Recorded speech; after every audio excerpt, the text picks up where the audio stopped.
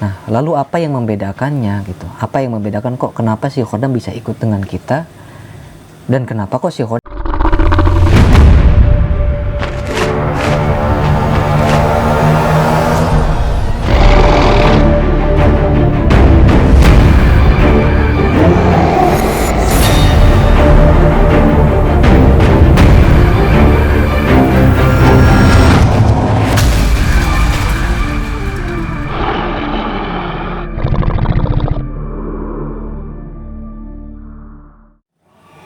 Assalamualaikum warahmatullahi wabarakatuh.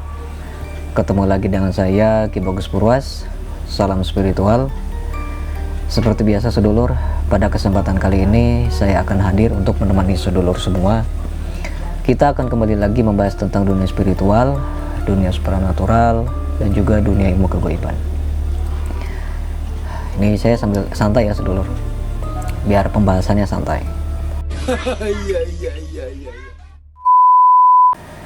Nah, yang akan saya bahas kali ini adalah dari request dari salah satu sedulur subscriber, yaitu tentang khodam di benda ya. Khodam di benda, apabila bendanya hilang, apakah khodamnya itu akan mengikuti kita atau malah si khodamnya itu akan pergi mengikuti benda yang dia huni tersebut gitu. Jadi kita bahas itu ya. Nah, terkadang ada ya, saat kita memahari suatu benda itu dari seseorang. Nah, terkadang ada ya, kita yang memahari suatu benda dari seseorang spiritual, paranormal. Si bendanya ini mungkin adalah beberapa orang yang mungkin teledor gitu ya. Suka menyimpan benda-benda tersebut itu di mana saja. Misalnya ada yang memahari sebuah mustika, sebuah haikal, sebuah piranti seperti kujang, keris kecil atau keris besar atau apapun lah ya. Intinya sebuah benda yang ada khodamnya gitu.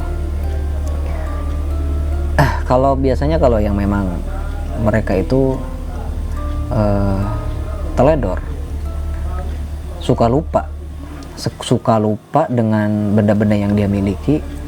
Biasanya benda tersebut itu kan kadang suka lupa di mana, nyimpannya di mana kan, nyimpannya di mana dia lupa gitu. Bahkan mungkin dia nggak dia sadari dia menghilangkan benda tersebut gitu. Nah, yang jadi pertanyaannya, apakah khodam yang ada yang menghuni tempat media tersebut itu apakah akan ikut dengan kita atau dia malah ikut dengan bendanya gitu. Nggak tahu, tanya yang mau tanya saya. Nah, baiklah, di sini akan saya bahas sesuai dengan pengetahuan saya selama ini, sesuai dengan kemampuan saya. Jadi ada beberapa orang yang memang, bukan ada beberapa ya, tapi lumayan banyak ya. Ada yang memang kelupaan nyimpen barangnya di mana, ada yang jatuh entah di mana, sehingga si benda tersebut itu hilang gitu, nggak kembali lagi. Ya mungkin adalah yang memang kembali lagi, terus dicari ada ternyata, tapi ini memang dia itu hilang, nggak kembali lagi sedulur. Nah, jadi di sini ada dua kemungkinan ya. Yang pertama itu si khodam itu bisa ikut dengan kita, dan yang kedua itu si khodamnya akan pergi meninggalkan kita dan tetap menghuni benda tersebut yang hilang itu ya gitu. Nah, lalu apa yang membedakannya gitu? Apa yang membedakan kok kenapa si khodam bisa ikut dengan kita dan kenapa kok si khodam malah diem di benda tersebut gitu. Jadi ada dua ini ya, kita bahas tadi. Nah, kalau khodam yang ikut dengan kita, biasanya si khodam itu sudah nyaman dengan kita sedulur. Ada loh yang seperti itu, ada. Bendanya udah nggak ada, tapi khodamnya malah mendampingi kita gitu. Kemanapun kita pergi begitu, selamanya ikut dengan kita. itu karena dia itu khodamnya sudah suka dengan kita, sudah selaras, sudah bersinergi dengan tubuh kita, ruhani jasmani kita, sudah menyatu dengan kita gitu. Maka si khodam itu akan ikut dengan kita, begitu. Dan yang kedua, sedangkan khodam yang benda pusaka atau mustika atau benda ageman yang sedangkan yang kedua tadi ya, benda yang hilang atau lupa naroh,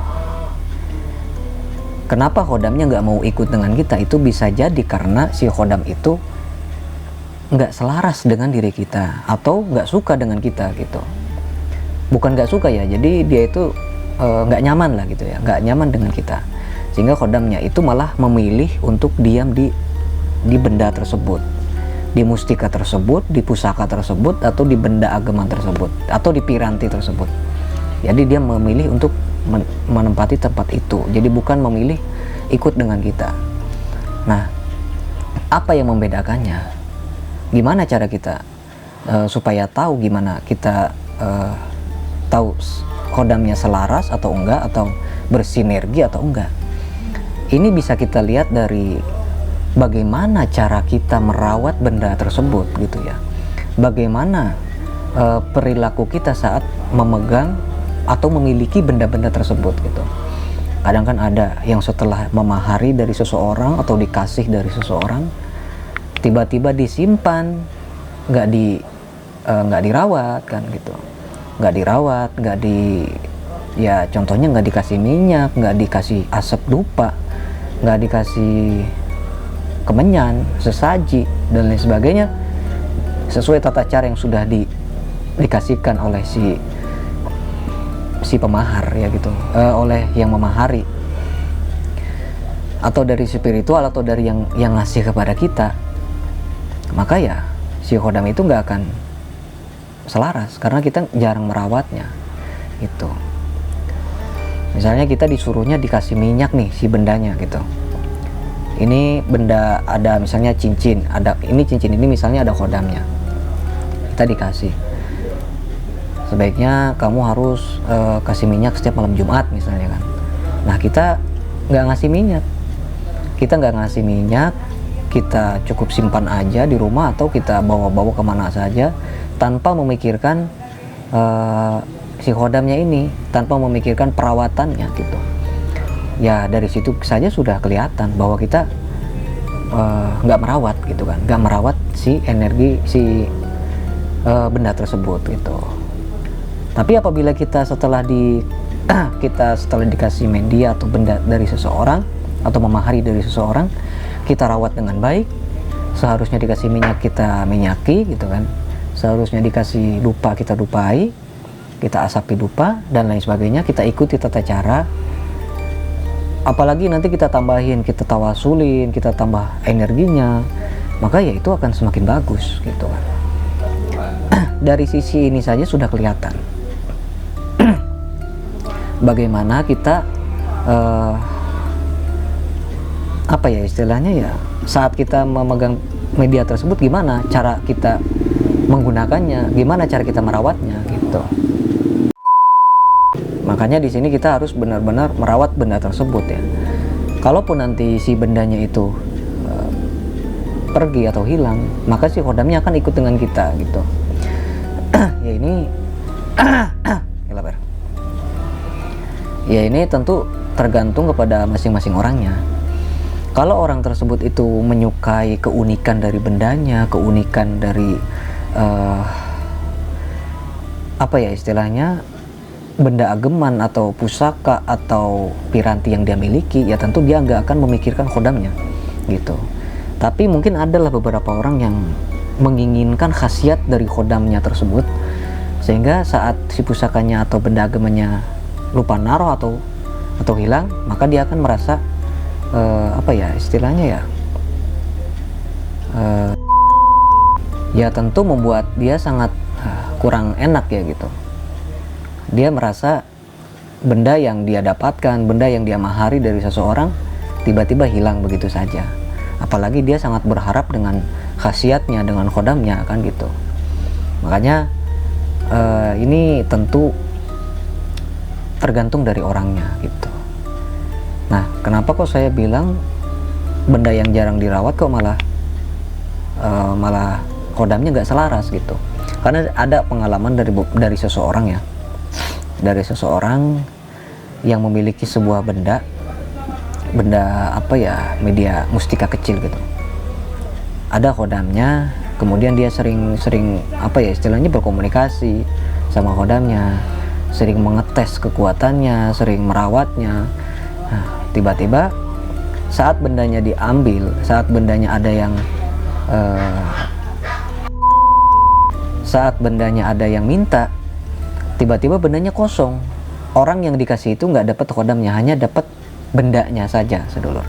Ya mungkin sama ada energi alamnya ya. Nah itu kodamnya malah ngikut kepada yang pertama kali memegang gitu. Nah itu karena dia itu sering mengolah, sering merawat, sering berkomunikasi, ya seolah-olah dia sudah bersahabat dengan isi dari benda tersebut gitu, sehingga si kodamnya ini merasa nyaman, dan dia lebih memilih untuk menjaga secara langsung orang tersebut begitu. Nah itu salah satu apa ya istilahnya, pembelajaran buat kita semua. Apabila kita memiliki suatu benda yang memang sudah ada kodamnya, ya sebaiknya kita rawat dengan sebaik-baiknya. Dengan sesuai dengan tata cara yang sudah diberikan gitu kan. Kalau tata caranya hanya sebatas itu, ya boleh kita tambahi supaya semakin bagus kan. Misalnya disuruhnya hanya diolesi minyak, ya kita tambahi lagi, misalnya dikasih asap dupa atau dibacain bacaan-bacaan tertentu gitu kan. Boleh, silahkan. Maka nanti malah semakin bagus gitu. Jangan sampai apalagi kita setelah menerima benda atau memahami benda, kita simpan aja nggak diapa-apain ya. Itu percuma, nanti nggak akan sepenuhnya selaras dengan diri kita. Kalau bendanya hilang, ya udah hilang, khasiatnya hilang, kodamnya hilang semua udah. Nah, mungkin pembahasan kita kali ini cukup sampai di sini. Semoga bermanfaat buat semuanya, terutama bagi sedulur yang bertanya tentang hal ini ya. Semoga bisa untuk meluruskan. Ya sudah, saya Ki Bagus Purwas. Assalamualaikum warahmatullahi wabarakatuh.